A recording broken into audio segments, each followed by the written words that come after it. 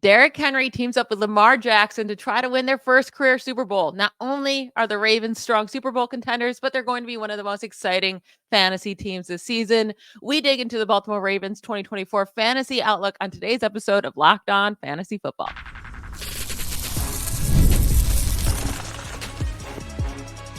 You are Locked On Fantasy, your daily NFL fantasy podcast. Part of the Locked On Podcast Network, your team every day. Thanks for making Locked On Fantasy Football your first listen every day. We're a part of the Locked On Podcast Network, your team every day. I am one of your co-hosts, Michelle Magdziuk, and when I'm not doing this, I'm a researcher and fantasy analyst with NFL Network.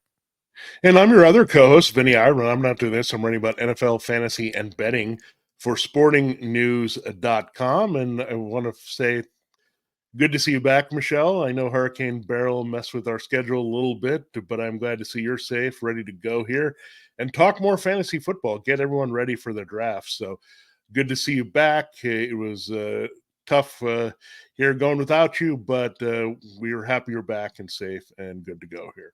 Yeah, I'm really happy to have internet back. You don't realize how much you appreciate it until you're without all service for a few days there. But yeah, we're all good. We're safe. Yeah, happy to be back. Before we jump into this episode, I want to remind everybody that this episode is sponsored by Game Time. Download the Game Time app, create an account, and use code LOCKEDONNFL for $20 off your first purchase. Terms do apply. We are getting into the Baltimore Ravens today. We've been giving each team one episode to just dig through their entire offense and their fantasy outlook for this upcoming season. The Ravens actually have so many important pieces to our fantasy season. Last year, they're in the number one seed in the AFC, fourth in points per game, sixth in fantasy points per game as a team. You had Lamar Jackson win MVP last season, also finished as a quarterback 3 in fantasy points per game. Well, like that wasn't even a good season for him, and he still finishes the quarterback 3. It was kind of crazy and won MVP. Mark Andrews missed 7 games, so we didn't get a ton out of him. We got to see Zay Flowers kind of break out inconsistently, but at times as a rookie. They let both Gus Edwards and J.K. Dobbins leave in free agency, but they signed Derrick Henry, so huge upgrade there in the backfield. And then we get the second season with offensive coordinator Todd Monken. So a lot to look forward to here with this offense. Let's start with the main guy, Lamar Jackson. Right now, his ADP is quarterback 4, 41st overall. He's going right at the top with the other guys, Josh Allen, Jalen Hurts, and Patrick Mahomes. Do you think he's worth that price, Vinny? Yeah, he's always in the running to be the top fantasy scoring quarterback. Every single season he touches the ball. Now, there's a couple things that can alter that, whether he can stay on the field for all the games. He can still finish as the average high scorer, but if you're trying to replace him for a handful of games, then it's a little bit more challenging. And the other thing you're looking at is, are you going to get any value here whatsoever, where you're hoping that he finishes in the top 3 if you get him at 4? Is that enough to say I'm going to pull the trigger? It might be, right? If you're comfortable with him and you might feel, okay, Patrick Mahomes is maybe not worth the same level of the Josh Allen, Jalen Hurts, Lamar Jackson tier, because you're looking at these 3 guys, they run, and that really pads their stats quite a bit and puts them maybe in a situation to separate. Maybe you don't want to take a shot a little bit later on Anthony Richardson. You don't want to see if CJ Stroud can come through. Maybe you're not too excited about Joe Burrow. So I think he's a solid pick. Like, if you take him there, I don't think it's a bad value. And we look at where he's going, and typically he's a 3rd round pick, right? If you're a top quarterback, 3rd to 4th round pick. In leagues, if it's Superflex, you know he's going to be gone, or 2 QB in the 1st round very early. So that's what you're looking at. Do you want, in a redraft league where you're only having 1 quarterback, do you want to take him that high, 3rd or 4th round? You might say he might be the best value on the board, and you know what you're going to get out of him. So that's one thing. And you might say, I'm going to draft him because I know he has a pretty high floor. It's not going to fall apart for me. It also may blow up to the point where I'm getting still that 3 spot value at quarterback. So I think he feels a little bit more comfortable right now at 40. Then Patrick Mahomes, a little bit ahead of him at 33, and CJ Stroud and Anthony Richardson behind him. So I think it gets a little tight there, because then you're looking at values, Jordan Love, Dak Prescott, and the rookies we talked about, Jane Daniels and Caleb Williams. So I think Lamar Jackson at his cost where he's available, he just has a lot more appeal than Mahomes, Stroud, Richardson because we know that he's got that running floor to match Allen and Hurts.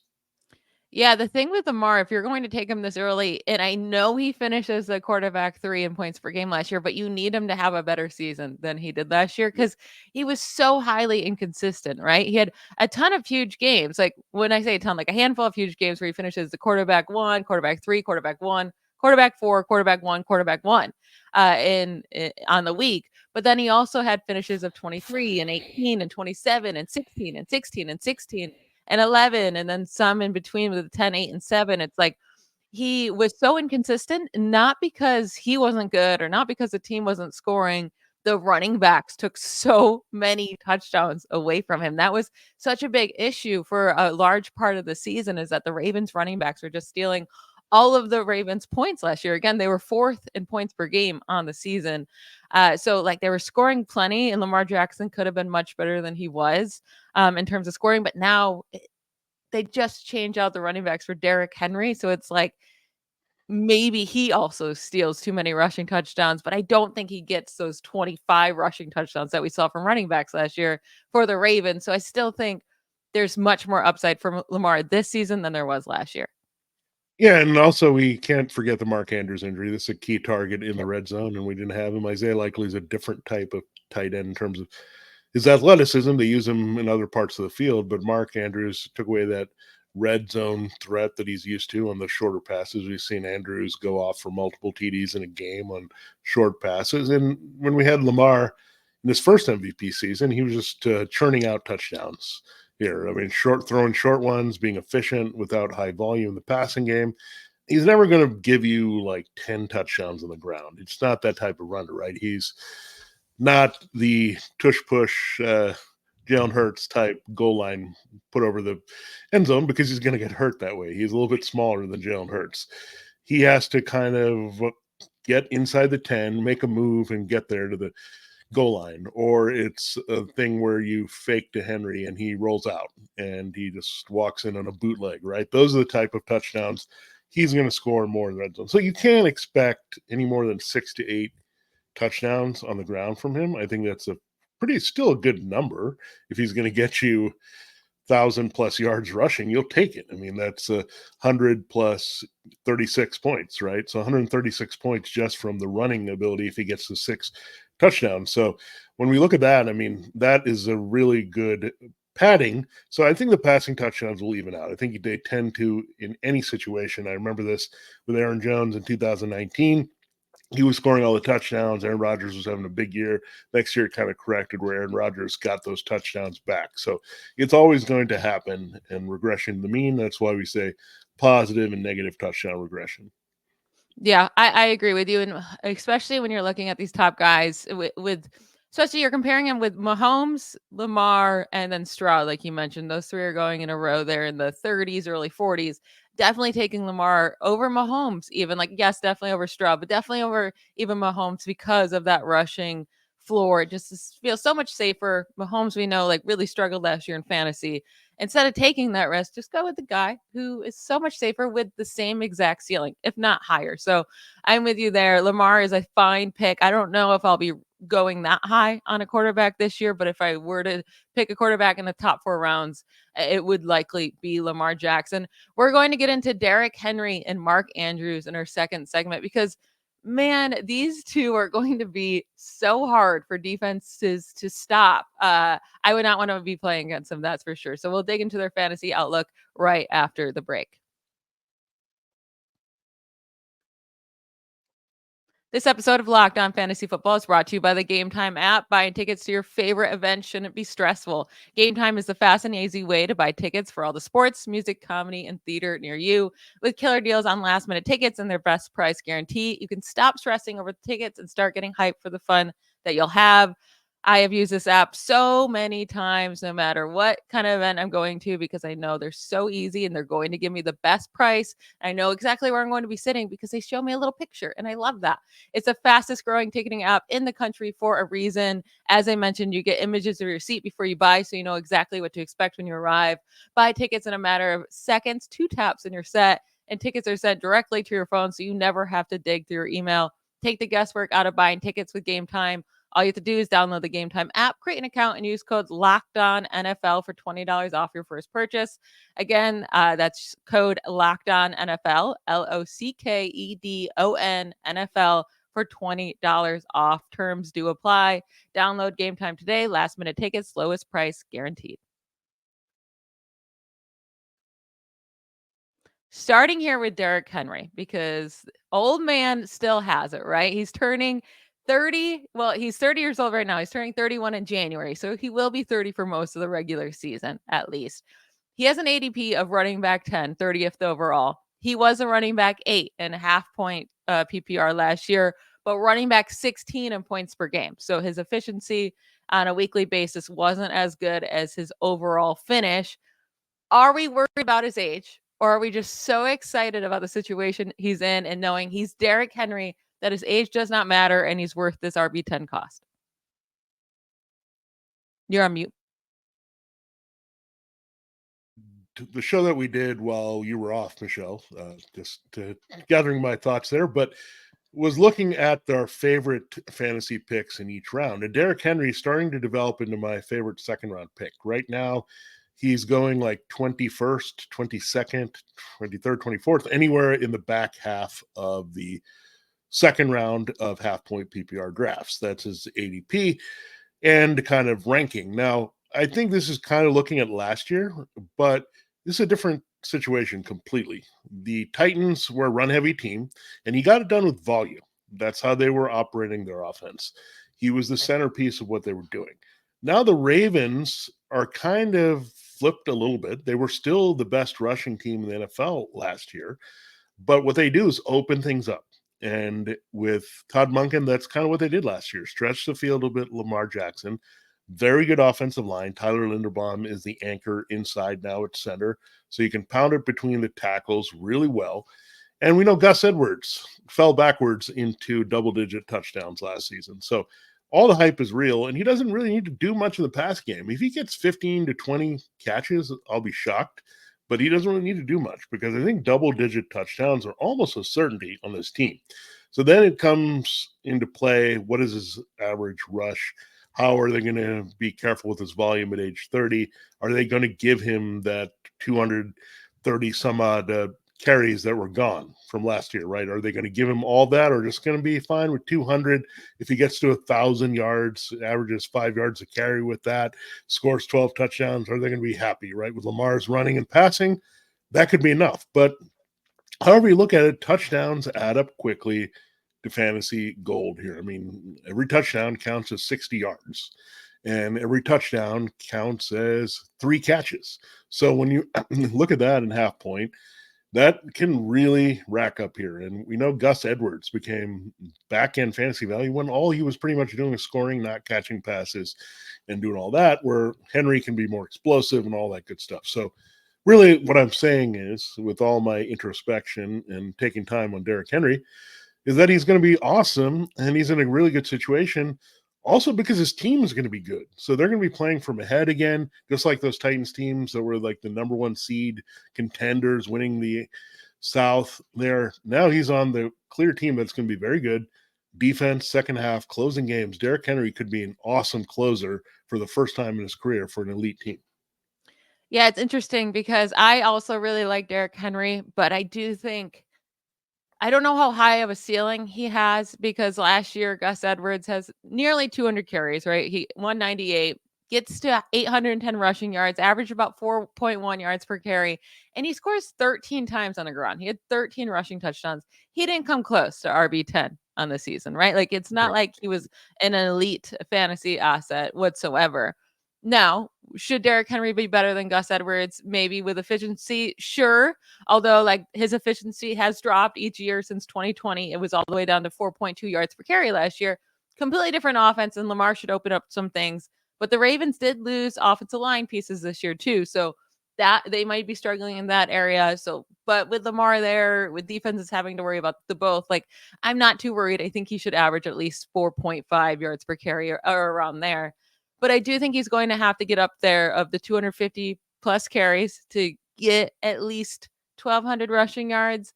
And then also we are going to be counting so much on the touchdowns because he's not going to get really any targets. Like it's not going to Yeah. happen. It's never happened in his career, and it's not going to randomly happen now with the Ravens. We know Lamar doesn't dump it down to running backs all too much. So he's going to need 15 rushing touchdowns at least for you to feel good about this RB10 cost. Could he get there? 100%. Like if I had to put money down, I would say he's going to have 15 touchdowns. It's just, do I really want to count on that? That's a hard thing to count on. I don't know. I think he's a fine pick, but now I'm starting to get a little bit worried about him now that we get closer to draft season. The numbers are definitely there for him to replace and produce at that level in this type of offense. The other thing I would think about, Michelle, Gus Edwards was not a big play running back. Yeah. In terms of Derrick Henry can be gone with any touch. We know that. And Gus Edwards is fine, but he doesn't have like the powerful burst explosion that Derrick Henry has once he sees a little bit of open field. So you might have a baseline of him going 4.2 yards per carry, but he's going to have some massive runs that shoot him into the end zone. That's going to give him higher scoring potential, higher yards per carry. So I think he pushes to that 250 mark, and that's a little bit of a separator there. And if he goes 250 and gets to 4.5 and gets those touchdowns, he's going to get to what we want. So I think he's also going to be very consistent. They're going to use him very nicely. So a floor ceiling guy, I think he'll be more of a floor, very high floor when you look from week to week. But there's some weeks with his ceiling that he's going to carry your team to victory, and that's what I like about Derrick Henry. So if you had to pick between Derrick Henry or Josh Jacobs, who are you going with? I'm going with Derrick Henry. I mean, I do like Jacobs. It just worries me a little bit that backfield still a little bit crowded. Some guys that could touch the ball where I'm not too worried about anyone else. I don't think Keaton Mitchell and then these other guys are going to be a big threat to the specific role of Derrick Henry. They're going to put in some guys in receiving situations, but as long as A.J. Dillon and Marshawn Lloyd are there, I'm going to be a little bit worried about Josh Jacobs. Yeah, I'm going Henry there as well. Moving on to Mark Andrews. Right now, he has an ADP of tight end 4, 48th overall. So right at the end of that 4th round, that you would have to select him there. He has been a top 4 tight end in points per game in each of the last 4 seasons. So he was a tight end 4 in points per game last year, but played just 10 games. Tight end 3 in points per game in 2022, tight end 1 in 2021, and then tight end 4 in 2020. So he has been highly consistent.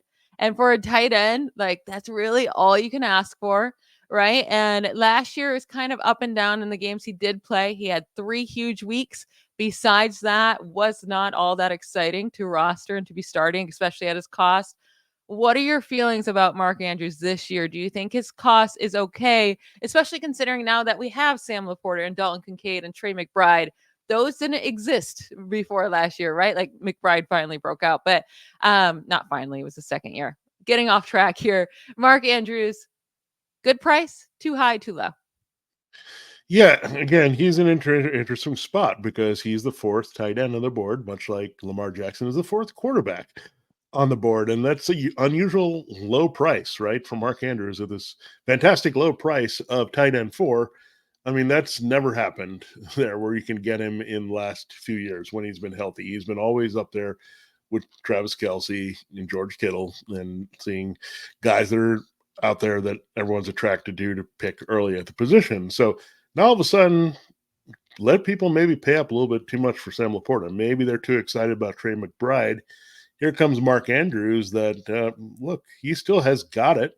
He's still a special receiver. It's not like they've added a lot here. We thought the Ravens might revamp this receiving core and do things here. It's not like they've turned the page to Isaiah Likely either. So Mark Andrews, I don't think you could say is undervalued because 4 is still pretty high, but maybe a guy that, look, you could have some options at other positions that are not interesting where you could look at Mark Andrews, still a viable option. And I think, again, talk about touchdown regression. I think he's going to have a positive version because when the season came a couple years ago when he outscored Travis Kelce, that was a big part of it. Remember that game against the Raiders where he went nuts and they kept throwing to him?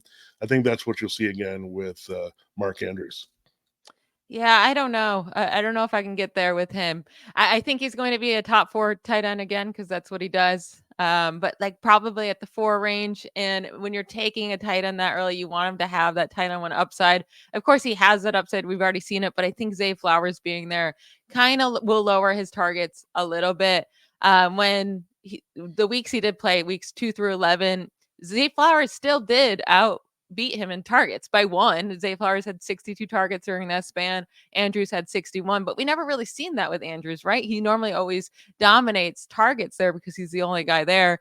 And then just also looking at his consistency over the last 2 seasons, Andrews has only had 2 games with 15 plus points in half PPR, while Sam Laporta has had 6 games over the last 2 seasons. By the way, Laporta's only played 1 year as a rookie. So he has the same amount of games as Mark Andrews in 15 plus point games. Well, Travis Kelce has 13, more than double those games of Andrews. I know Andrews missed some time last year, but he's just too inconsistent for me lately. And I don't see that consistency getting any better now that they've added more weapons, now that they changed the OC. Like, I just don't. And then also, you brought up Isaiah Likely. Like, he's going to be more involved than he has been in the past. I think he's too good to just keep off the field. So I'm off of Mark Andrews' current cost, although I do think he's going to be completely fine at the end of the year with what he scores overall among all tight ends. Yeah, I mean, you look at the players around him, you make a good point. Would you rather have Amari Cooper, James Cook, George Pickens? Yes. We've talked about those guys a lot, but maybe you don't want Zay Flowers or Keenan Allen over Mark Andrews in relation to their position, right? Mark Andrews might have a better edge versus the other tight ends that you could get a little bit later versus going for those wide receivers. So it really depends how your roster construction starts a little bit. If that lines up well and Andrews is the guy that kind of stands out and you don't like where the tight ends are going, then you can go there for sure. But I think if you're playing the white tight end waiting game, definitely you're not going to jump at Mark Andrews inside the top 50, and that could go for any tight end. So I think if you have a strategy that you're going to wait on a tight end or take one early, I don't think Mark Andrews comes into play for that, because I think the only guys you want to do that with are Travis Kelce and Sam Laporta. Really, this year it's not Andrews in that mix with Dalton those two. Kincaid, baby. I'm taking Dalton Kincaid. Yeah, I don't want to push up his value. He's another guy that we really liked in drafts, but I had him in the 5th or 6th round.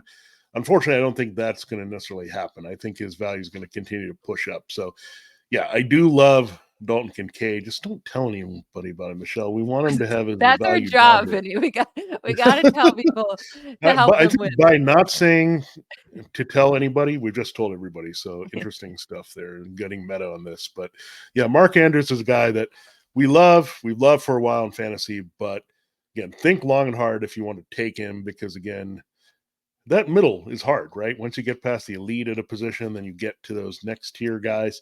That's a hard one to attack. So really think about your roster and see what your draft opportunity cost is going to be if you're going to go after Mark Andrews, because it could be higher than you're used to this season. So a lot of good stuff there. And again, maybe I'm not as high on Zay Flowers as other people are. We'll find out in our final segment here. I don't know. There's something about Zay Flowers I don't totally trust, but we'll get into that. We'll save that chatter for our final segment.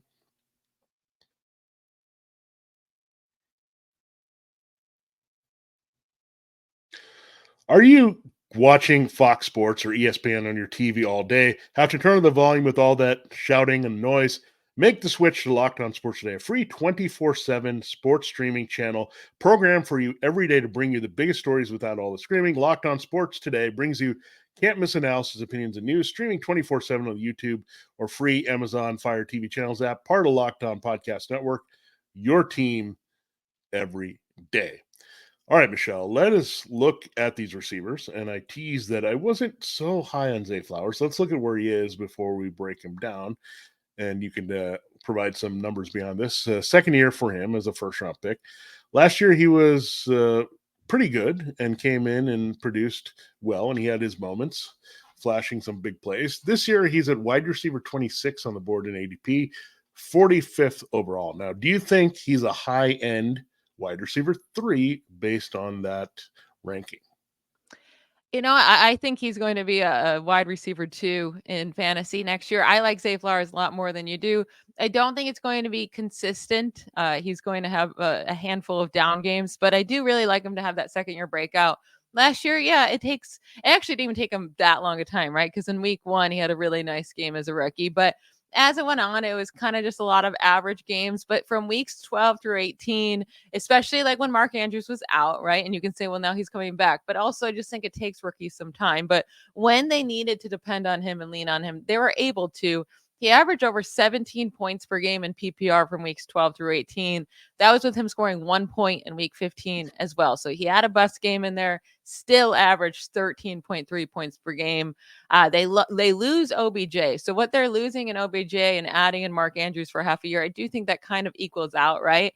So I don't think his targets should go down. If anything, I think they're going to increase. Derrick Henry is going to make defenses more scared than Gus Edwards did last year. And also, he started scoring touchdowns at the end of last year. We know that the running backs were scoring, like stealing all the touchdowns with the Ravens. Then Lamar started to actually score some passing touchdowns. He scored a touchdown in 5 of the last 7 games last year, including the playoffs. Like, I really like Zay Flowers. I don't think he has top 12 upside, but I won't be surprised if he's around the 16, 18 range, wide receiver 16 through 18 next year. Like, that's kind of where I'll have him ranked.